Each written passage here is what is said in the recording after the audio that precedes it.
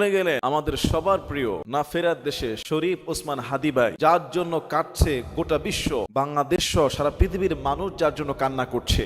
Singapore হসপিটালে গতকাল রাতে ইন্তেকাল করেছেন। ইন্না লিল্লাহি ওয়া ইন্না ইলাইহি রাজিউন। টকবক যুবক দেশের জন্য শহীদ হয়ে গেলেন। তিনি বলেছিল যে আমার লাশ এত মোটা তাজা না যে বড় কফিন লাগবে, যখন তাকে হুমকি দেওয়া হয়েছিল। দেখুন গত জুমাবারে শুট করা হলো, এই জুমার রাতে ইন্তেকাল করলো। হাদিসে আসছে জুমার রাতে, জুমার দিনে মৃত্যুবরণ করা সৌভাগ্যের লক্ষণ। জুমার রাতে দিনে যারা ইন্তেকাল করবে আল্লাহ তাদের কবর আযাবকে মাফ করে দিবে। সুবহানাল্লাহ। হাদি ভাই এমন একজন যুবক ছিল, এমন একজন দেশপ্রেমিক ছিল। তিনি কথায় কথায় ইসলামের কথা বলতেন, ন্যায়ের কথা বলতেন, ইনসাফের কথা বলতেন। তার মৃত্যুর পর সিঙ্গাপুরে এত মানুষ জমায়েত হয়েছে, জানাজার নামাজ পড়বে। প্রশাসন, তারা ট্রাফিক সিস্টেম সবকিছু উলটপালট হয়ে যাচ্ছিল। সিঙ্গাপুরে জানাজার নামাজ ক্যান্সেল করা হয়েছে। আগামীকাল বাংলাদেশে শনিবার 20 ডিসেম্বর মানিক মিয়া অ্যাভিনিউতে বাদ জোহরে যে জানাজাটা হবে, আল্লাহু আকবার, দল মত নির্বিশেষে সকল মানুষ আসবে। আজকে আমি জুমার নামাজ থেকে শুরু করে সব জায়গায় দেখছি মানুষ কান্না করছে, চোখের পানি ছেড়ে দিচ্ছে এক হাদির জন্য। কে এই ওসমান হাদি? ফজরের নামাজ জামাতে পড়ে মুসল্লিদের কাছে বাইরে হেঁটে হেঁটে নিজের নির্বাচনের প্রচারণা করতেন। একটা পোস্টার সে লাগায় নাই। গরিবের সন্তান, সে বলেছিল পার্লামেন্ট মেম্বার হলে বিসমিল্লাহির রহমানির রহিম বলে দুর্নীতিবাজের লিস্ট প্রকাশ করব। দেশের জন্য একটা জীবন দিল। 24-এ যখন জুলাই আন্দোলনে জীবন দিল আবু সাঈদ, 25-এ হাদি। ইনশাল্লাহ এই রক্ত বৃথা যাবে না। হাদির রক্তে ইনশাল্লাহ নতুন বাংলাদেশ উজ্জীবিত হয়ে আগামীর সোনার বাংলাদেশে ইনশাল্লাহ ন্যায় ইনসাফের শাসন কায়েম হবে। আগামীর পার্লামেন্টে এক হাদি চলে গিয়েছে, লক্ষ হাদির জন্ম হবে বাংলাদেশে ইনশাল্লাহ।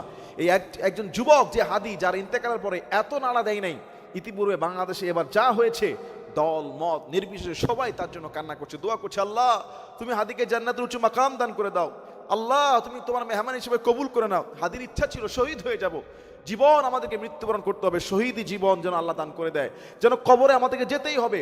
দেখেন আল্লাহ তার ইচ্ছা কবুল করেছে। অল্প বয়সের ছেলে, তার আকাঙ্ক্ষা আল্লাহ কবুল করেছে।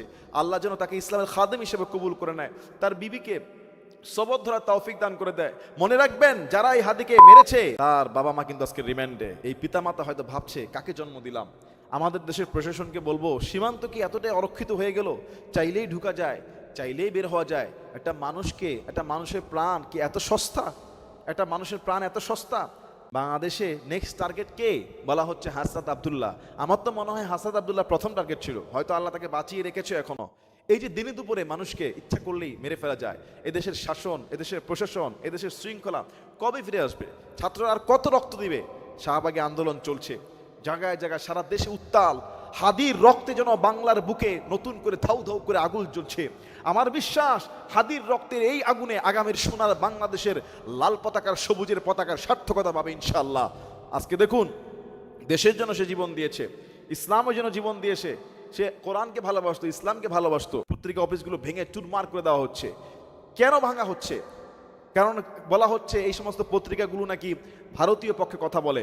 এই সমস্ত পত্রিকাগুলো এক এক দলের সঙ্গে এক এক রকমের রিপোর্ট করে। আমি জানি না আসলে আসলে কেন কেন আমরা দেশকে ভালো না বেসে আমরা ভিন দেশের তাবেদারি করব। আমরা এটা করব না যে আগুন লাগিয়ে দিয়ে কোনো মানুষকে জ্বালিয়ে ফেলবো। কারণ অনেক কর্মীরা, সাংবাদিক, তারা তো শ্রমিক, তারা তো কাজ করে, তাদের কি দোষ? তাদের গায়ে আগুন লাগিয়ে কি দোষ? এবং আমরা সবাই হাদির জন্য দোয়া করব, আল্লাহ যেন তাকে জান্নাতের উচ্চ মাকাম দান করে দেয়। এবং এই হাদির রক্তের প্রতিশোধ হিসাবে এটাই আমরা চাই, আগামীতে যেন আর কোনো মায়ের বুকের খালি না হয়, আগামীতে কাউকে যেন এইভাবে নির্মমভাবে শহীদ হতে না হয়। এবং আগামীর পার্লামেন্টে যেন হাদির যে মনের ইচ্ছা, ন্যায় ইনসাফের শাসন, সুদ ঘুষ মুক্ত দেশ, এরকম দেশ যেন আমরা গঠন করতে পারি, সেই ইচ্ছা, সেই আকাঙ্ক্ষা নিয়ে আল্লাহ পাক রব্বুল আলামিন এক হাদি চলে গিয়েছে, লক্ষ হাদি তৈরি করে দেখ। হাদি থেকে আমাদেরকে শিক্ষা নেওয়ার তৌফিক দান করুক।